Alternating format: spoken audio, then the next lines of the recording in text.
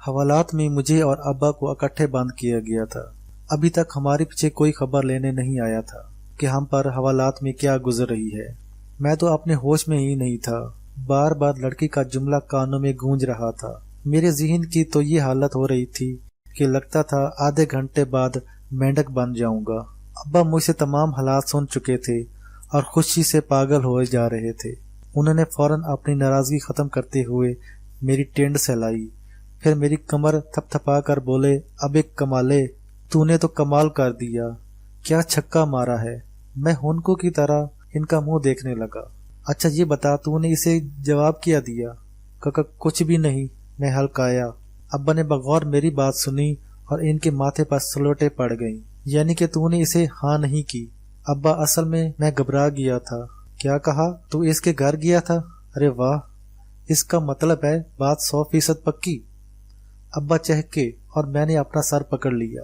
अब्बा फौरन समझ गए कि हस्बे मामूल इनसे सुनने में 19-20 हो गई है, लिहाजा फौरन बोले, तूने यही कहा है ना कि तू इसके घर गया था? मैंने हाथ का भोंपू बनाकर अब्बा के कान की पताल में दाखिल होते हुए कहा, मैं घबरा गया था।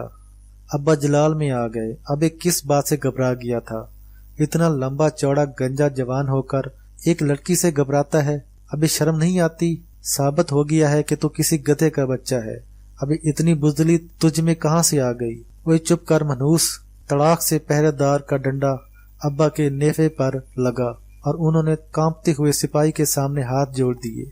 माफ करना संतरी बादशाह, बस जरा गुस्से में आ गया था। असल में बच्चा बुजदली दिखा रहा था, इसलिए तैश आ गया। अबे अब अगर आवाज बुलंद की तो चक्की की सजा दे दूंगा। सिपाही गुराया। फक्की? अब्बा खिल उठे। हाँ सरकार, फक्की तो मुझे जरूर देना, मुझे खाना भी हजम नहीं होता और गैस भी रहती है। सिपाही ने दांत पीस कर मेरी तरफ देखा और गुस्से में फुनकाता हुआ चला गया।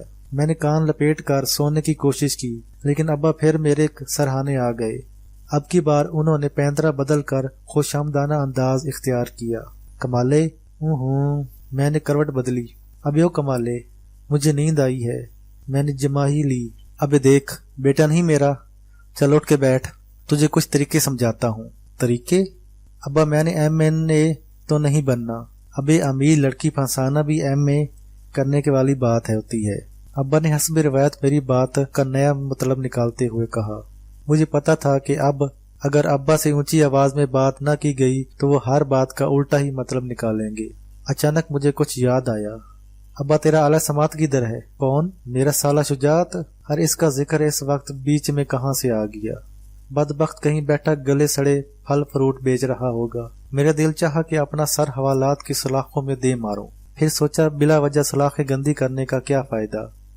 लिहाजा आवाज नीचे रखते हुए दोबारा हाथ का भोंपू बनाकर अब्बा के कान में कहा, ऐ मेरे बाप, तेरा आला समात किधर है? अब्बा चौंक गए। फौरी तौर पर कमीज की दाएं जेब में हाथ डाला, फिर बाएं जेब चेक की। दोनों तरफ से मायूस होकर सलवार की जेब में हाथ डाला। थोड़ी सी देर के लिए इनके चेहरे पर मुसरत की लहर दौड़ी, लेकिन जैसा ही इनका हाथ बाहर आया इनका मुंह लटक गया। इनके हाथ में कबल अज मसीह का चंदा बैटरी सेल था। अब्बा ने मेरी तरफ देखा और ठंडी सांस लेकर लेट गए। हम दोनों खुशकिस्मत थे कि इस रात हवालात में हमारे अलावा और कोई कैदी नहीं था। हवालात में न सिर्फ गर्मी और हबस था, बल्कि मर्दाना मच्छर भी खासी तादाद में मौजूद थे। लिहाजा मुझे कुछ ही देर बाद गहरी नींद आ गई, क्योंकि ये माहौल बिल्कुल हमारे घर जैसा था। अगली सुबह मुझे दोबारा थानेदार के हजूर पेश किया गया। अब्बा भी साथ ही आना चाहते थे, लेकिन सिपाही के डंडे पर तेल लगा देखकर वहीं दबक गए। अब की बार थानेदार का रवैया खासा नरम था। इसने बड़े प्यार से मुझे 3-4 गालियां दी, फिर बड़े राजदाराना अंदाज में आगे को झुकते हुए बोला, मैडम ने क्या बात की थी? मैंने फौरी तौर पर अपनी अक्ल से पूछा, क्या मुझे सच्ची बात बता देनी चाहिए? जवाब अर्जेंट मेल से आया, उल्लू के पट्टे चुप रहो। लिहाजा मैंने फौरी तौर पर कहा, कोई बात नहीं जी, कोई बात नहीं हुई। कोई बात नहीं हुई? ये कैसे हो सकता है? गंजे खबीस, तू मुझे जानता नहीं। तुझे पता है मेरा बाप कौन था? आपको नहीं पता जी? मैंने शदीद हैरानी के आलम में पूछा। मेरी बात सुनकर थानेदार ऐसी उछला जैसे इसने अचानक इंटरनेट पर बुश और उसामा को देख लिया हो, लेकिन अचानक ही इसके चेहरे पर मुस्कुराहट फैल गई। मैंने इसकी नजरों के ताक़ब में अपनी नजरें दौड़ाईं और खुशी से मेरी चीख निकलते निकलते रह गई। मेरी होने वाली लड़की कमरे में दाखिल हो रही थी। मुझे अपना आप खामिद खामिद में सा लगने लगा। मैडम जी, आइए आइए, तशरीफ लाइए। थानेदार यकदम अपनी पैंट की तरह ढीला पड़ गया। लड़की ने इससे बात करने की बजाय एक नजर मेरी तरफ डाली, फिर बड़ी अदा से बाल झटक कर बोली, थानेदार साहब, आप और आपका अमला अभी तक इससे मेरा पर्स और रकम बरामद नहीं करवा सके। मेरा ख्याल है मुझे DIG से बात करना होगी। लड़की की बात सुनकर मेरे पैरों के चूहे उड़ गए। वो तो पूरी तरह मुझे फंसवाने के चक्कर में थी। मैं हैरत में पड़ गया। कल तो इस उल्लू की पट्टी का अंदाज ही कुछ और था। मैंने मुकम्मल मायूसी से अपनी न होने वाली बेगम को देखा। मैडम जी, मैंने तो इसे सिर्फ आपकी वजह से डील दे रखी है। आप इजाजत दें तो अभी इससे सब कुछ उगवा लूं। थानेदार ने मुझको को मरोड़ा। देखिए, मुझसे तशद्दुद वगैरह नहीं देखा जाता। आप अपने तौर पर इसे कत्ल कर दें या इसकी टांगे तोड़ें, मुझे कोई परवाह नहीं। मुझे तो बस अपना पर्स और 1.5 लाख रुपया चाहिए। इसने बेहिसी से गर्दन हिलाई। मेरी चीख निकलते निकलते रह गई। वो इकट्ठा 1.5 लाख मुझ पर डाल रही थी। मुझे तो ये भी नहीं पता था कि 1.5 लाख डाल से लिखा जाता है या तोय से। मैंने रो देने वाली आवाज में कहा, मैडम जी, अल्लाह की कसम मुझे कुछ पता नहीं। मैं तो घर से दही लेने निकला था। मैंने आपको पहली मर्तबा देखा है। इतना बड़ा झूठ। थानेदार ने डंडा मेज पर मारा। तुम इसे 3 दफा देख चुके हो, 2 दफा कल, 1 दफा आज। ओके थानेदार साहब। इसने बालों को एक झटके से पीछे किया। मेरे पास तो वक्त नहीं है। आप इसे मेरी रकम और पर्स निकलवाइए और जब मिल जाए तो मुझे फोन करके बता दीजिएगा। वो मैडम, मैं मर जाऊंगा। मैं चिल्लाया, बेटे मैं दफना दूंगा। थानेदार ने मुझे पचकारा, तुम पर्स और पैसे दो, ये तुम्हें छोड़ देंगे। लड़की ने मुस्कुरा कर कहा और मेरा जी चाहा कि इसके सफेद सफेद दांतों पर आयोडेक्स माल दूं। वो पूरी तरह से मुझे फंसवा रही थी। मुझे पता था कि अगर वो चली गई तो थाने वाले मेरा वो हशर करेंगे कि बाद में मुझे डॉक्टर की बजाय मैकेनिक से इलाज करवाना पड़ेगा। इससे पहले कि मैं मजीद मिन्नतें करता, लड़की मुझे खौफ और हरास में मुब्तला छोड़कर इत्मीनान से छोटे छोटे कदम उठाती हुई बाहर निकल गई। मैंने दहशतज़दा होकर थानेदार के डंडे की तरफ देखा जिस पर हर खाने वाले का नाम लिखा हुआ था। ले चलो, थानेदार गरजा, और सिपाहियों ने मुझे दबोच लिया। मेरे सारे रुगंडे खड़े हो गए और मैं थर थर कांपने लगा। सिपाही मुझे घसीटते हुए ड्राइंग रूम ले गए। यहाँ का माहौल देखकर मेरी रही सही जान भी जाती रही। दीवारों पर अजीबो गरीब नजीबो तरफैन और कसीरुल मकासिद औजार लटके हुए थे। छत पर एक पुराना पंखा और पंखे में रस्सी लटक रही थी। कमरे के वस्त में बोसीदा सी मेज पड़ी थी। मेज के नीचे तेल की शीशी रखी थी। कोने में एक लालटेन पड़ी थी जिस पर 16 मच्छरों की लाशें पड़ी थीं। दूसरे कोने में एक 0 का बल्ब जल रहा था।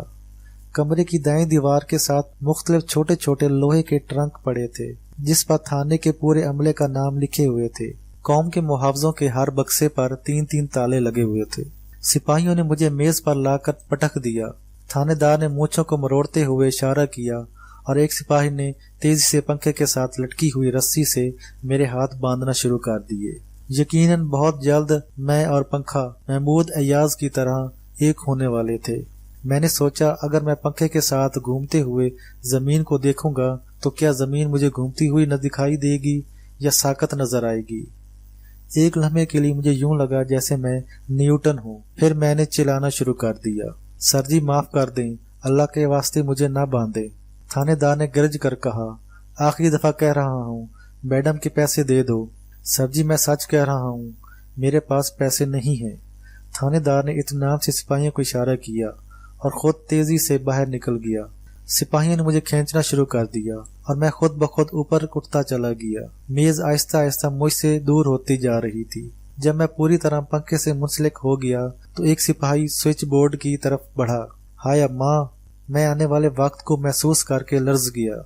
इससे पहले कि सिपाही पंखे का बटन दबाता, अचानक एक और सिपाही तेजी से कमरे में दाखिल हुआ और दूसरे सिपाही के कान में कुछ कहा। इसने सर हिलाया और बाकी सिपाही को इशारा किया। उन्होंने फौरी तौर पर मुझे नीचे उतारना शुरू कर दिया। मुझे खुशी से सकता हो गया। मुझे नीचे उतारने के बाद उन्होंने मेरे हाथ पैर खोले और खुद बाहर निकल गए। मैं तन्हा खड़ा खुद को चुटकियां काट रहा था कि ये ख्वाब है या हकीकत। इतने में दरवाजा खुला और कमरे में यकदम रोशनी सी फैल गई। मुझे याद आया कि कमरे में तो जीरो के बल्ब के अलावा कोई चीज ही नहीं, तो फिर ये रोशनी किस चीज की है। मैंने आंखें फाड़ कर देखा और देखता ही रह गया। फहमी बिल्कुल मेरे सामने थी। मैंने फौरी तौर पर दुआ की, या अल्लाह मुझसे कहे जाने मन प्यार चाहिए। मेरी दुआ फौरन कबूल हुई और फहमी ने मेरे मजीद करीब आते हुए कहा, उल्लू के पट्टे कुछ अकल आई।